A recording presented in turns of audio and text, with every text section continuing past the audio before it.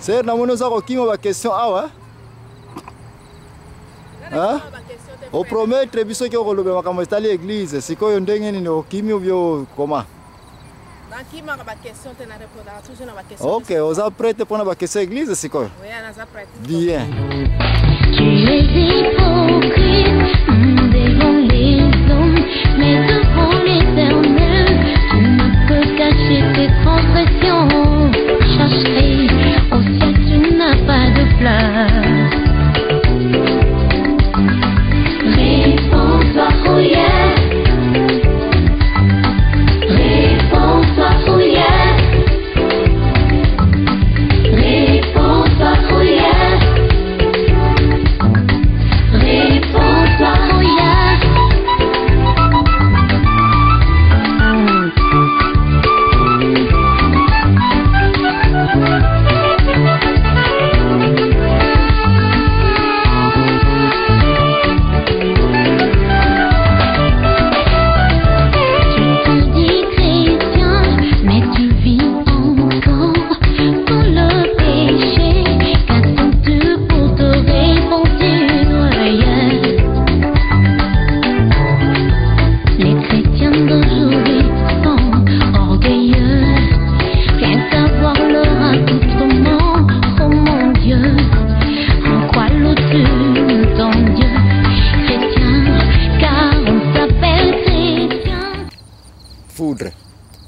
Bon, c'est na bana to siliko zonga awa expliquer biso un peu concernant kindoki na kati na ba église na biso yebela ndenge ni sister na ngai.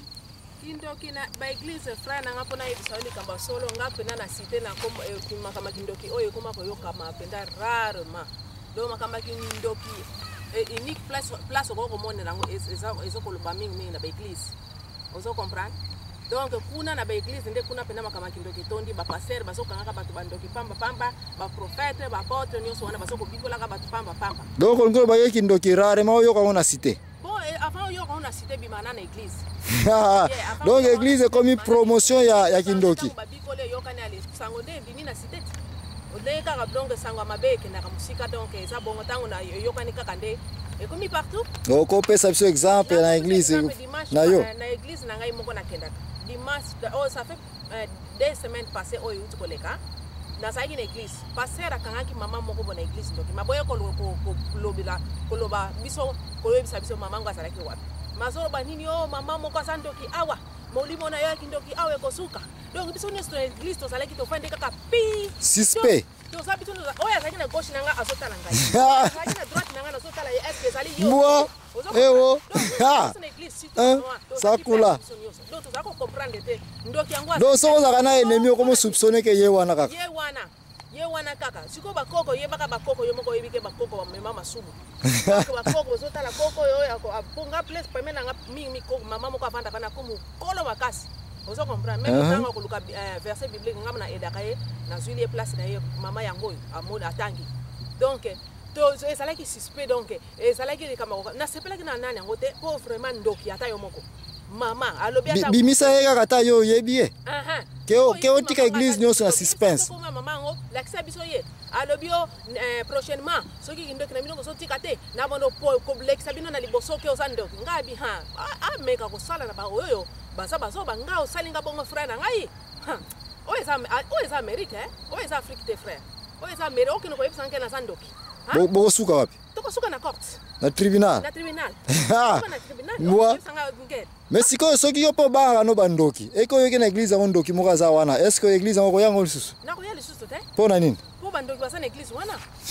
Siko yo frère na ngana kosa yote. Na tango wana kangaki ndoki ngo ba lakisi biso yete. Na suka za ko asenga ki bambongo. Na kabo. Suka na kopesa bambongo. Ba mama no stofe ba kitoko na kopesa bambongo. Elinko na mbongo ya mama oya kangaki ndoki mbongo na iba. Bongo ya mona kaka ndoki na mona ki. Mama oyo kangi ndoki mbongo na ibe yango ekozwa yango te. Ozo comprendre? Olinga répondre aux questions wana. Bon réponse ezalo ebisu Judas Iscariote mbongo atekela enkolo se utaki wapi? Na église. Bananto ina opesa mbongo wana. Kaka batu na église? Bananto akorompa ki ye Judas. Kaka batu na église? pasteur. Pasteur. Yango wana naza koyebisa yo te question tuninga mpona nini ya monaki mbongo wana c'est parce que ba pasteur depuis temps ya kala makambo toza koloba kindoki makambo ya ba église oyo ya komona boye ya komona YZ eza ya lelo te po bato ba okase tozali koloba église na biso ya village na biso ya Kibokolo te toza koloba église à partir ya création ya nini ya temple ya Yerusalemi parce que makambo ya Judas Iscariote lekaka wapi na temple ya Jérusalem n'est-ce pas?